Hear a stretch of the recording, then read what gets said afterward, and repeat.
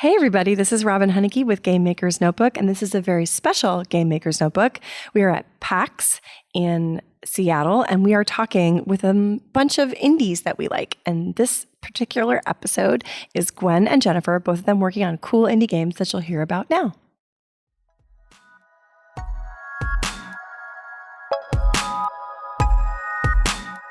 Welcome to the Game Maker's Notebook, a podcast featuring a series of in-depth one-on-one conversations between game makers providing a thoughtful, intimate perspective on the business and craft of interactive entertainment. The Game Maker's Notebook is presented by the Academy of Interactive Arts and Sciences, a member-driven organization dedicated to the recognition and advancement of interactive entertainment.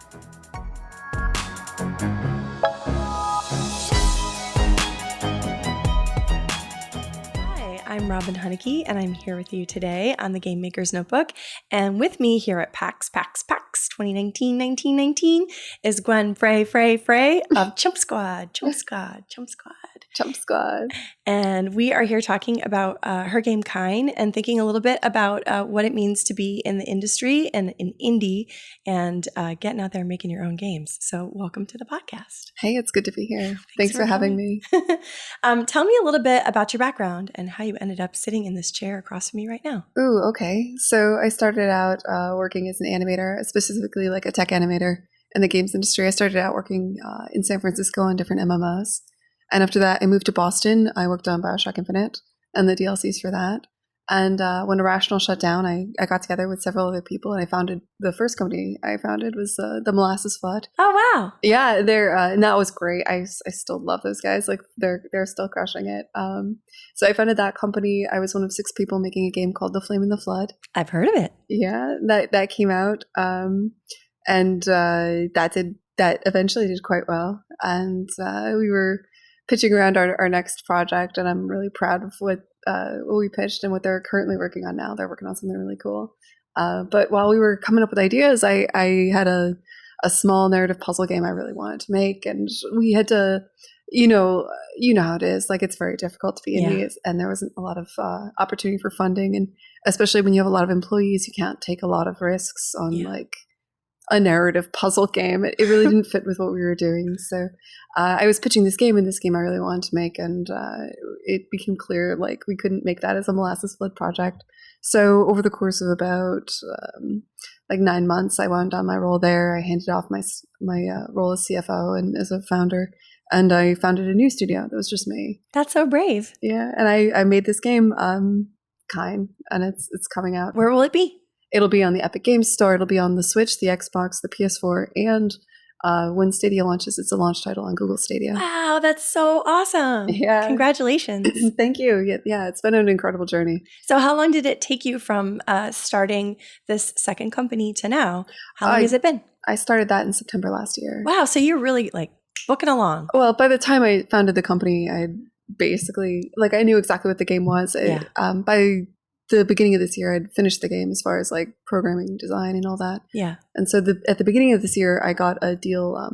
I had a game, but I was totally willing to, it was my baby, and I was totally willing to push it out on like itch and maybe Steam and stuff. And I had just put up a Steam store page, and I was like, hey guys, this is my little indie project. This is my little solo thing. And I showed it to somebody from Epic, and they were like, we will fund this. That's great. And they gave me some funding, and I used that to, because at the time it was a much smaller title. It wasn't going to come out on all these platforms. Yeah. But Epic gave me funding, and that gave me the ability to spend a bit more time on it and to hire some artists and to translate it into 9 different languages.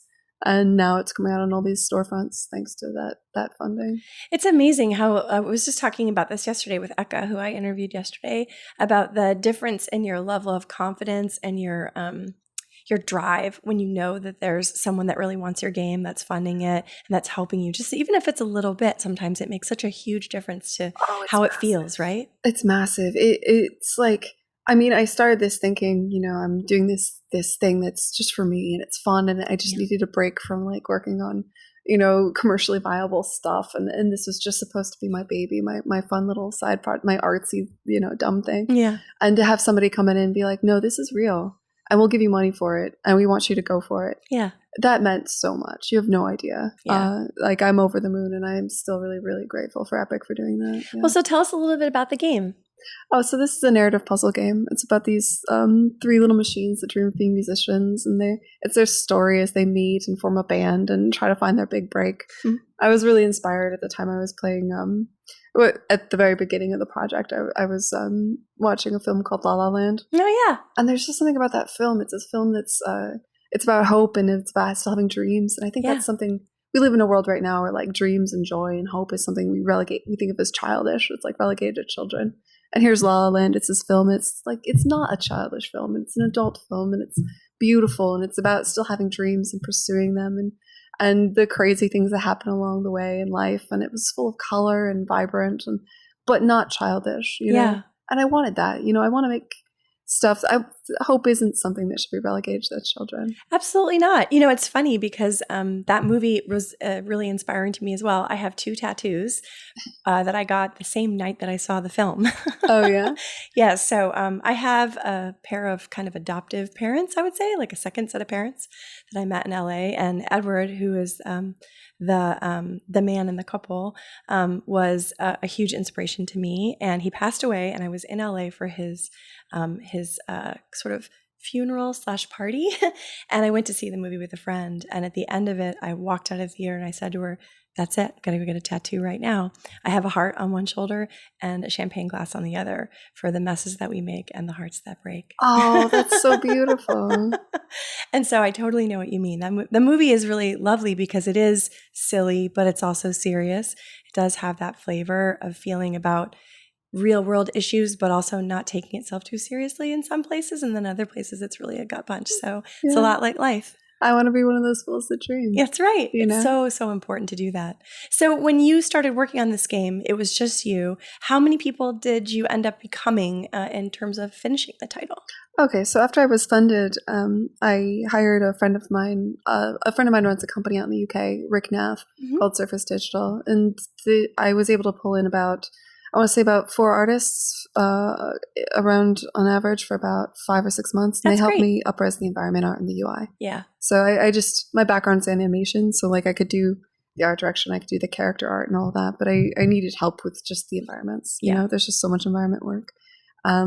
So I hired people for that. And I did hire a friend of mine to do the porting. Because obviously like I'm one person, I can't port all these platforms. So I did the PC version of the game, but all the ports are being done by my buddy Steve Elmore. That's great. It's really great. How long have you known Steve? We worked together at Irrational, so not quite a decade, but a large number of years. Yeah. And so a lot of people that we interview on the podcast are people that I've known or that Ted has known or other people that are interviewing has known for almost a decade or more. It feels like the games industry is a really tight community. We've been going through a little bit of a moment lately with people coming out on Twitter and saying things that are really kind of challenging and upsetting about the way they were treated when they were starting. But I have found that even though there are those dark moments in our community and all communities, we're also really able to support one another in exactly the way that you're talking about. You can reach out to a friend and say, "Hey, I need your help getting something done. Can you pitch in? Can you make a difference?" And I feel like, I don't know, this week I've really been trying to shine a light on the fact that we are supportive of one another and we have been kind, even though there have been times when it's not the best place to work. Sure, yeah. And I mean, part of it is just it also just goes down to business, right? Like there's the people you've worked with in the past and that can get the job done. Yeah. And as you progress through your career, early on, you kind of get a sense for these are the people that I can trust. These are the people that I can count on. And as time progresses, those people move into senior roles, and as time progresses further, those people own companies. And Rick Nath is my friend. He also owns a company. Yeah. Steve Elmore is my friend. It wasn't a favor. He owns a company called Disbelief that does ports. Yeah. And I know that they'll do a great job because I've known him for many, many years and I've seen the work he does. Yeah. And building those relationships, that's just something there's no shortcut for that. That just happens over time. Yeah. And it is, there are a lot of talented, exceptional people in this industry. Absolutely. So when you were thinking about making this, did you scribble in notebooks? I mean, what's your process? How did you get inspired? I know that making a game is a really personal process for everyone. It's very different. What was it like for you? Oh, I mean, it was an accident, really. Really? Yeah. I mean, I've never designed. I'm not a designer by trade. In the past, I was always a sort of like a tools program for the art team. I was a tech artist, right? And so when I started out, and specifically technical animation, and one of the earliest things I was doing for this was I was coming up with a prototype for a way a character could move around without using a run cycle. I didn't want to animate yet another fucking run cycle, right? So I was know like, exactly what you mean. yeah. And so I'm like, what if there was a game where, you know, you were this, I don't know, maybe like a dude with guns or some shit, I don't know. And you're some dude and you're somersaulting around and you're kicking off of walls, and that's how you move around in the world. And I wanted to do an interesting way to move. And I prototyped it with a cube. Great. And I just drew a face in the cube and I fell in love with the cube. And then I tried to make a game out of it. It's like, this should be a game, because we'd shipped the Flame and the Flood, and we were pitching games at work. I was like, I should make a game out of this. And I made a terrible game. I was like, maybe this will be like a puzzle game, like 3D Tetris, right? Yeah. Like you'll roll around through these like, you know, like I forget the name of that Japanese show where you have to like jump into like a certain shape. Like maybe you'll have to form a shape and like go through a wall or something. And it was bad. And so I abandoned it and I set it aside for, I think, like 7 or 8 months. Because we got busy at work too. Yeah. And I played a game called Steven Sausage Roll. Yeah, I know Steven Sausage Roll. Yeah, it was, I loved it. It was great. That was the first, I had never really played puzzle games. Mm-hmm. That was like the first one. And I was like, oh, that's what you do. You just make the puzzle, like really small puzzles where you have to like move around. That was probably what I should have done. And then like months later, I'm like, yeah, I should actually do that. And then I actually did. So there was no like, I didn't sit down intending to make a puzzle game. Actually, it just kind of occurred to me like, oh, I should probably do that. Yeah. Like eventually, because I had this tech demo that I liked a lot. And I really did like those cubes with the faces and stuff. So yeah, it was like if you put Steven Sausage Roll and La La Land in a blender. That was like that sounds how this perfect. happened. I can't wait to play it. Actually, when we were first working on Journey, we were trying to hire people to come in and do like level design and game design for the project, but we always wanted to hire engineers. And one of the tests that we had for that role, which we called a field engineer, was moving a cube through space in a delicious way. So basically say, no matter what programming language you want to use, no matter how much animation or art you want to put into it, just get this cube to move across the space in a way that feels cool. And it was actually a really, really good test, because some people made things that bounced. Some people made things that ran and had legs. Some people, like one of the people that we hired, made a game where the cube was on a weird bladed unicycle, and you just pushed it around and it went up and down hills and stuff like this. And it felt really cool to kind of carve around on this weird unicycle as a square, you know? Sure, yeah. I mean, I'm an animator by trade, and I'll say like there's a lot to the artistry of animation. Yeah. But the concept, having an interesting concept or an idea of what the character is, understanding your character, imbuing some kind of soul into the character is like it's the most important thing. And it's not the follow through and the very technical, how do you make this, you know, the physics look good and so forth. No, it's really the concept is the most important thing. Yeah, so, making it feel something alive, like it's something that you want to relate to. So what is the theme of this puzzle game? Is it that you can live your dreams? Well, it's a story of these three musicians, right? And they each have their own kind of goals. They each, like Quat's kind of, how do I put it? He's extremely confident and maybe shouldn't be. Sounds familiar. Yeah. The Euler's like extremely shy and kind of gets into jams. He kind of gets into trouble. Rue's Euler's madly in love with Rue for reasons that if you are a math nerd might make sense. But yeah, Euler can get into jams, and the only one that can save him is Rue. All right. And there's a bunch of stupid math jokes throughout the entire thing. That sounds like an instant hit.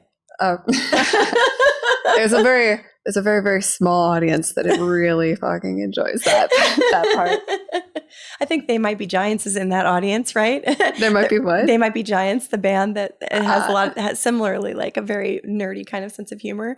One of the things that I find about games and people that love games is that they do really let their inner nerd kind of shine, which is something you see at PAX, really. You really do. Yeah, PAX is great for that. You have a booth at the Indie Megabooth, right? Yes, I do. Yeah. And people coming by and loving your math jokes. Yeah. Yeah, it is fun. It's fun seeing who stops and the what it's compared to or that sort of thing. What what do you feel about being as part of the Mega Booth? How does it feel to be down there on the floor surrounded by indies? Does it feel different? Were you there before with the Flame and the Flood? Yeah, the Flame and the Flood was in the Indie Megabooth too. Yeah. That's why I was really eager to get Kine into it. That's cool. It's a great way to experience PAX. Like I couldn't do this alone. Yeah, Like, it's really overwhelming to try and set up your own booth and like get all this like the power and the carpet. And there's just like so many different things. just not cost effective, to be honest. Yeah. Like you could argue over whether or not how important it is to go to shows at all, but I don't think I would be able to go to a show if it wasn't for the Indie Megabooth. Yeah, I feel like the shows for me, even though they might be a little bit expensive at times, and they're definitely energy sucking. Like definitely by the end of a couple shows, like we saw each other at Gamescom as well. Like after a couple shows in a row, you're definitely kind of flat. But it seems to me that like the energy that comes from being around fans and seeing people love your game is so helpful in the long run, especially if you're not quite done yet. You know, if you show the game a little bit before it comes out, it really helps you with that last little push and feel excited about it. There's certain things about shows. I highly recommend it for there's a phase maybe where you're kind of close to done, where you're working in your on-ramp. Yeah. Nothing tests your on-ramp or the how easy it is for people to grok the very beginning of your game better than a show. Yeah, I agree. Because basically you just see people playing that first part. And it tests your marketing materials. It tests how well the game resonates, like how much you can grab attention. I will say shows, they tend to, if you have, for instance, like a local co-op game, those tend to do better at shows than they do in the real world, perhaps. But so it can be a little misleading in certain ways. But for testing your on-ramp, there's nothing better than a convention, because all you'll do is sit there and watch people come up and try to pick up the game as quickly as possible. It's bad if you have, there's certain games where I think it is bad, and I think a lot of puzzle games probably don't do very well at shows, because any game where you have to sit down and sink into it, like people don't want to sit down and sink into a game at PAX. You get a little bit self-conscious. You feel like people are waiting. You don't want to look dumb. Yeah, or it's even, there's always that, right? But there's also just, you come to PAX, you want to play all the games, you want to see all the things. Like you'd want to sit down for an hour and like really experience a deep, meaningful thing, That's just not why you're here. Yeah. So you're going to be able to get the game on literally every platform. Is there anything else you'd like to say about the game before we wrap up the interview? No, I hope you guys enjoy it. I think you will. In fact, I'm pretty sure you will. So tell me, how can people find you online? Well, you can follow me on Twitter. I'm Dire Goldfish on Twitter. And that sounds fantastic. That's probably the easiest thing. That's my personal account, but all I do is talk about Kine. It's like my life. Thank you so much for your time. It was really great to talk to you. Yeah, it was great being here. Thank you, Robin. Cheers.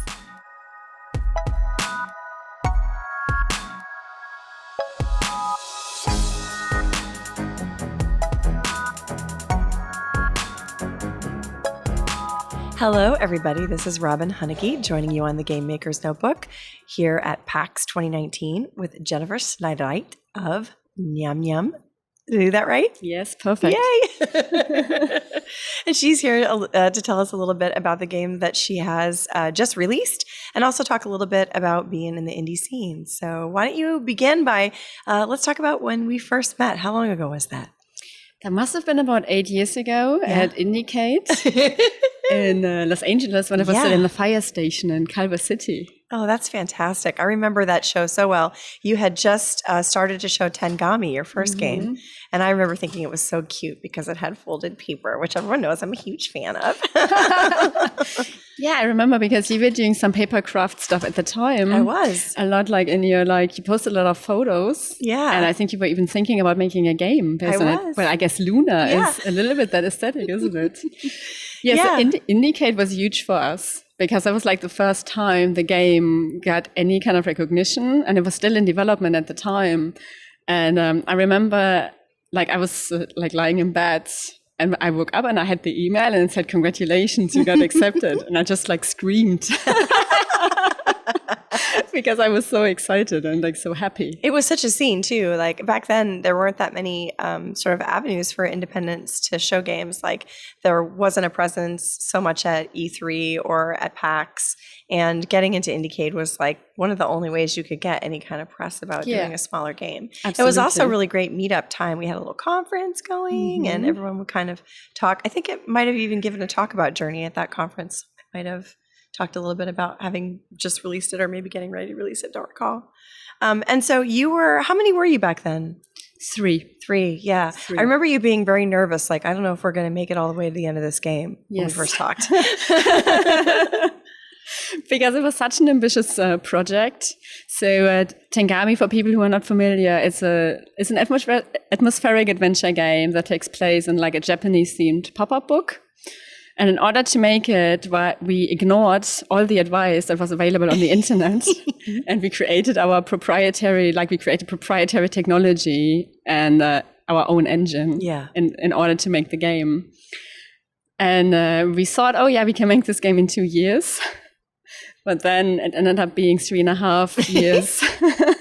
And like towards the end, like we ran out of money. Yeah. Yeah, it was really tough towards the end. Story of as old as game development itself.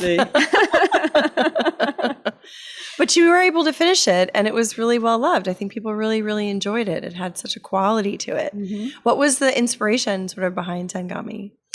The inspiration behind Tengami was Phil, who was a co-creator on Tengami. When we set out, so we used to work together in AAA, had a company called Rare. And when we decided that we wanted to kind of like, make the jump, we decided pretty early on that we wanted to focus iPad, because this was when the first iPad came out in 2010. Yeah, it was like really cool to do a game for an iPad then. And so we were really like thinking about, what types of experience shine on the iPad. And I think at that time, and we weren't the only one, this is also how games like Monument Valley came about. It's like games, because with the iPad, if you're touching the glass, you're reaching into the world. Yeah. So games where you can manipulate a world, like seemed like to us the best fit. Yeah. And so that reminded us that we, as kids, we really love pop-up books, and how like turning the page and seeing like the structures unfold gives you like such a magical, feeling. You're just like, why can something as ordinary as paper, do something so beautiful? And we wanted to capture that kind of feeling in the game. Yeah. I remember being really blown away by it, and also just thinking, wow, this is like a new era for us, because we can start, people like us can leave AAA companies and, first party publishing and move into indie. And it was like a very young time for the community. It's very different now. There are a lot more games out, and a lot more people are able to do what we do, which in some ways is really awesome. And in other ways, it's kind of scary. It is, isn't it? Because everyone's so talented. Yeah. Everyone is so good. It's a little bit like sometimes I do these interviews and I'm like, oh, I'm getting old. I was talking with someone from Nintendo today on the floor, and we were talking about being olds, and just like how we're like, remember when there wasn't any Twitter and you just hung out in the lobby of the hotel, and that was how you caught up on everyone's life, and you didn't know what was going on with everyone all the time. Now it's like you see somebody and you've got in your head their most recent kid photos and like all their vacations and where they've been and stuff. It's just it's a very different time. I actually feel that's an advantage, because I guess you and I, we are the first generation that like grew up with video games. Yeah. And I still like video games back in the day, like if you had maybe black and white, you had black and white pixels, but still like it sparked my imagination, and I assume your imagination like so much that we're here like nowadays. So I also feel like it's like it's a privilege like to have grown up with it and grown into it. It's true. And it's actually something I've been thinking about a lot, is just how games will change as the way that people are exposed to games diversifies and kind of shards in a way. The games that you make in Roblox are so different than the games that you would make in, say, something like Dreams, which I was actually talking about yesterday here on the show floor. So tell me a little bit about your new game. The new game is called Astrologaster. It's a comedy game in which it's based on real history, and you take on the role of a man called Simon Foreman, and you fancy yourself a doctor. You have a practice in London, and a number of people come to you with their personal, professional, and medical problems, and you're trying to help them by doing astrology. And did you have to get really into astrology while you were working on this game? Yes, I had. Did you know that we just had a super portal that was an alignment across 9 planets? Did you know this? No. It just happened. I should have hired you as a consultant. I was looking at a video about this online the other day, and the guy was talking about how if you lay down on your back on Wednesday night at midnight California time, you would have like all these planets lined up behind you and facing the new moon. And it was like just the time for the whole planet to get together and stop these horrible fires and like put out all the fires. And he was so impassioned about the planets and how rare it is for them to all align and stuff. Like, is any of that contagious when you read about it? Or is it more like, yeah, people used to believe that and it seems weird now? So I was actually really drawn to it from a game designer alert systemic point of view. Yeah. Because like what I keep wondering, regardless of whether you believe does astrology work or not, right? Like why are people drawn to it? And like how do you teach something like that? Because if it's just you either have the gift or not, like, you know, that's not like a movement that's taking on. So if you like looking at astrology and analyzing it kind of from a systemic point of view, that was like super fascinating. And to see, you know, that it's a system that can prove itself because you repeat it, right? It's like the outcomes are repeatable. Yeah. And other people can confirm them. So in that sense, it's a little bit similar to, you know, something like mathematics. And it's actually like more logical than you probably think it is. Yeah. And so it's super interesting. And it's also like really interesting to see like the history of it. So what we do in the game is based on the writings of the real Simon Foreman. And then there was some famous astrologer like John Dee who used that system. But so it's called horary astrology, and horary astrology is still used nowadays, but it has evolved like quite a bit. And so that was also interesting for me to see like that, you know, how the system evolves over centuries. Yeah.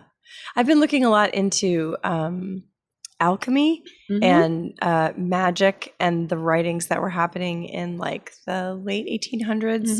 There were a lot of people that would hold these seances in their parlors, and they would do automatic drawings and stuff. And I got really interested in the automatic drawings of women in particular, women who would be sort of using their channel to God to communicate with regular people, including men who were very powerful, about what they should be doing. And this idea that there's this like nebulous system that you have access to or that you can somehow figure out, and that it empowers you has always been something I found to be kind of, it's always somewhere in a culture. There's always some place in a culture where there's this idea. It doesn't necessarily have to be astrology or the I Ching or, you know, divination rods. I mean, it could be anything, right? But there's always some part of a culture where people are like, yeah, you know, we need a medium here. We need someone to be between us and what's happening because it's a little too hard to know. And then you just put your faith in someone else. Yeah, I absolutely agree with that. And I think, you know, going back to Simon Foreman, I don't think that like he wasn't successful because his astrology was very good, or, you know, we know that it wasn't, but he was because his approach to medicine was holistic. You know, he looked at the, you know, body, mind, and soul. Yeah. Whereas all of the others, they were just like, okay, we're going to bloodlet you, we're going to purge you, yeah, you know, and then leeches on you. And then that's that. And I think, you know, even nowadays, like people are looking to that, because if I think about like, you know, like my own experiences going to the doctor, it's like very, you know, like they're explaining you all of these things about your body, and I'm like, oh, actually, I don't understand any of it. Like, can I trust you? You know, like, can I trust you that this is the right thing? And I think this is what people are looking for. And also with medicine, you know, people are always saying, I don't know, in 10 years, we've solved all of the problems. But I don't think that's true. There'll always be people, you know, like you're too sick, like you can't be helped anymore. And, you know, I feel like just like the astrology, that's also where we as video game creators come in, right? You know, we are there for everybody. Yeah. And it's not just about giving hope, but it's also just about being there when it's not good. And maybe there's no perspective that it goes anywhere, right? But we are still there. We are still there for you. And I think that's so important. One of the things that's so interesting about that is this idea that we need we need reassurance or some kind of shape from the culture that we're in. Like, it's important for us to feel like, hey, I have a community, I have a connection. And I actually had an experience sort of recently with doctors. I was on an airplane, and the woman behind me on the airplane had essentially some sort of a problem breathing and stopped breathing.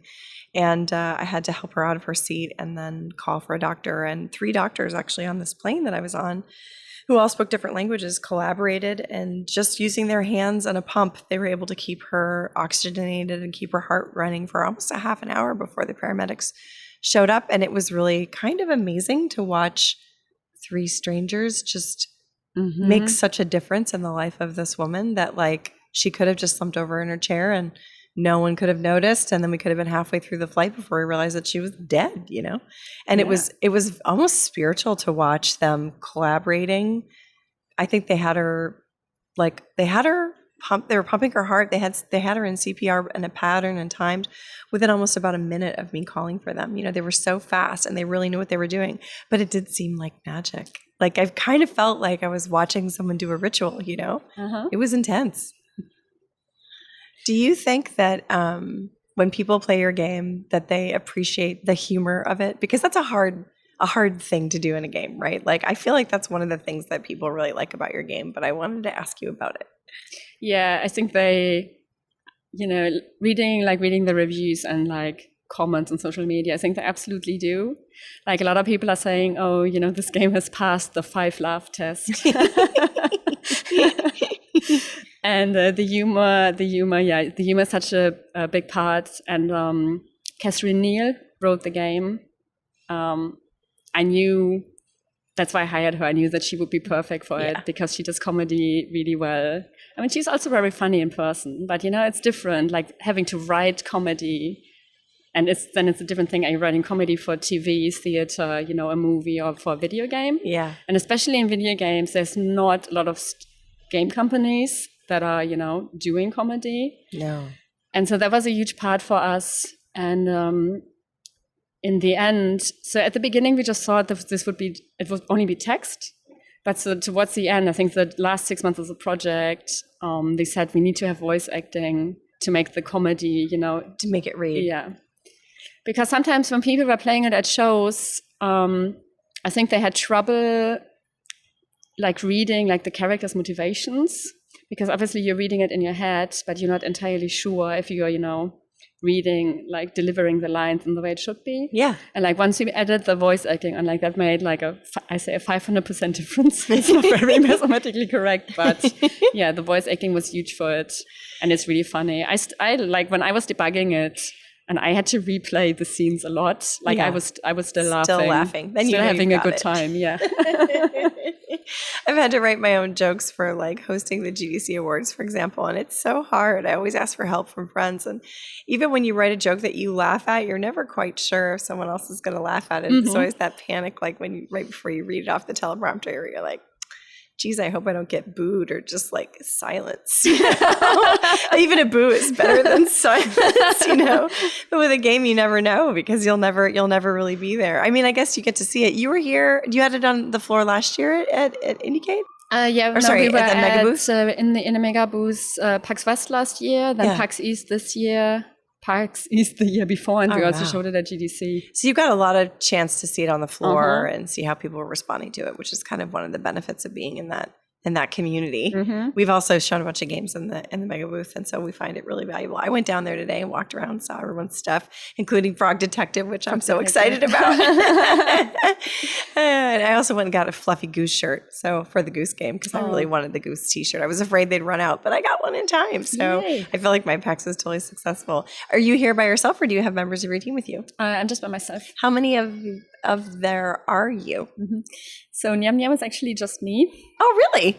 And I come up with the concepts for the games that I want to make, and then I try to find the perfect collaborators. That's super great. And how did you decide money. That? Yeah. How did you decide to run your studio that way? So obviously Tengami, we were 3, and all 3 of us, we were together in the company. And then after we finished Tengami and finished porting it, we kind of like arrived almost at this identity crisis where we weren't sure was the company Nyamyam just the Tengami company? Yeah. Or did we want to be, like a company that sticks together for the next, 20 years? Yeah, yeah. And we came to the conclusion, and that was like amicable and very, that, that the company was created to make Tengami, and we fulfilled our purpose as a group. And we were ready to kind of go separate ways. That's cool. But actually, interestingly enough, once Astrologaster got a little bit further on the way, Phil, who co-created Tengami, because we kept in touch and we kept talking about it, and he said, "Oh yeah, actually this game sounds really cool. Do you want to work together again?" That's cool.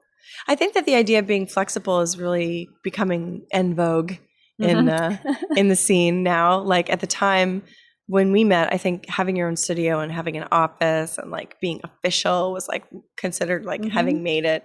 And now a lot of people are just using tools like Discord and Slack to just be distributed. It saves money, and it also means you can work with lots of different people that you might not normally get to collaborate with if you had to be co-located. Yeah. Do you have any kind of strategies or styles of development that you have specifically developed because of the idea of working in a more flexible network? It's a difficult question. Does everyone you work with work in the same time zone? No, we don't. We don't. I think I think my strategy is to maybe let go a little bit more than. So obviously, I used to work, in a big company, and you see people all the time. Yeah. And I think back in the day, I was just maybe with some people, I went every couple of hours, and I'm just hey, how's it going? How's your task progressing? Do you need anything from me? And now it's kind of okay, Phil is in the Philippines right now, so cool. It's a 9-hour time difference. So I know I'm probably just only going to talk to him twice a week. Yeah. But so I need to have my list. Yeah. I need to be really diligent that we're covering everything. And you need to be super diligent with communication. Yeah. Because nobody's around when you're talking to someone else or making a decision. Yeah. And it's really important to filter all of that information through. Yeah. But it's very difficult. I'm not perfect at it, but that's what I look out for the most. It's funny because I have a similar situation where I'm on the road a lot because I'm raising money for Phenomena or promoting our games or working with partners on specific projects. And so when I get back to the office, it's, maybe a week has passed and I haven't really seen a game. And then when I look at it, I've learned to sort of see what it is, not what I thought it was going to be. Yes. And get That's a very good way of putting it. Based on what's there. And, a lot of times magic happens that I didn't expect to have happen. Today I was just actually on the floor at the PlayStation booth looking at Watam, watching a kid play it. And it's really close to coming out now. And it's so great to watch someone playing the intro to your game when you worked on it for years and then it's good. And the kid was smiling so big the whole time that it made me smile. And I realized it's worth it sometimes to just let the magic happen, and sort of let things be a little different than what you might have expected, but they're still good, right? Games are very flexible that way, I guess. Absolutely. And I think if you do it that way, so this is a thought that I really like about games, because obviously, I don't know about your company, but I suppose it's still how many people are you? Maybe 15? We're 22 now. 22, yeah. I do like the idea that you do see the personalities of the people that work on your game shine through, that they can put something of themselves in it. Yeah. And I think you can only do that if you allow them to do that, right? That's true. If there is that space, because if you're oh, it's me, I'm that one creative genius, and everybody's just here to service me, and nobody likes that person. You're not going to get that. And so that's what I really love when I look at Tengami, because I see Rio in there, I see Phil, I see myself, and with Astrologaster, we had in total 50 people working on it. That's great. Just because there were 12 voice actors, we had 6 singers for the songs, so many people, and it just makes me really happy, to see just a little bit of all of these people in there. Yeah. It's like a synthesis. It's like a recipe made from everybody's ideas, and you can get the little bit of flavor of each person. I was in Mexico City over the summer, and I ate at Pujol, which is one of the top 20 restaurants in the world. They're famous for this mole that they make. They serve the mole on a plate, so it's just sauce. and then you get bread to eat the sauce with. And it's like the mole on the outside, the big circle is the old one. And then in the middle is the new one. And the old one that I ate was 5 years old. It was like 1,900 days old or something like this.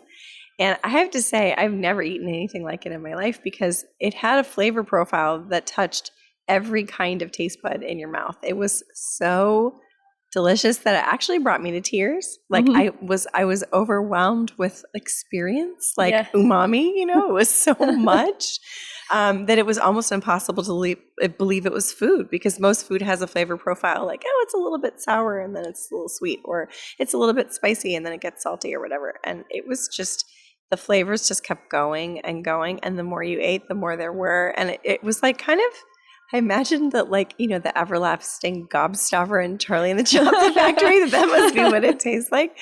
But I feel like games can be that way, like especially games that live a long time, like a game like The Sims. You know, if you know the team, you can see individual people's contributions to the titles, you know, that you worked on, especially like when you add expansion packs and, you know, new ideas to the game. And it really does become this amazing, an amazing mole of like all these different ideas. Have you started thinking about your new game yet? Yes, I have. Are you pitching it around right now? Yes, I am. Oh, that's great. Did your meetings go well? I think so. Yay. That's fantastic.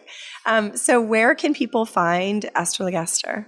Astrologaster is available on Steam, itch cartridge, and on the App Store. Okay, fantastic. And when will we hear about your new game?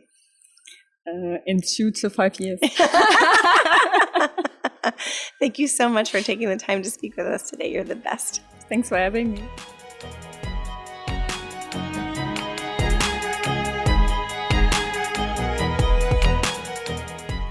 Thank you for joining us for the Game Maker's Notebook. For more information on the Academy of Interactive Arts and Sciences, our podcasts, and our other initiatives, please visit www.interactive.org.